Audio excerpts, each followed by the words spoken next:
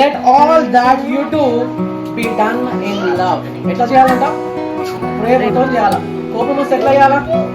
కోపం వస్తే ఏం చేయాలా? ప్రేమతో తిట్టండి. You beautiful wife. Prema. You handsome husband. అనే చేంజ్ అయిపోతుంది situation. See, the word of God teaches us the right way of living.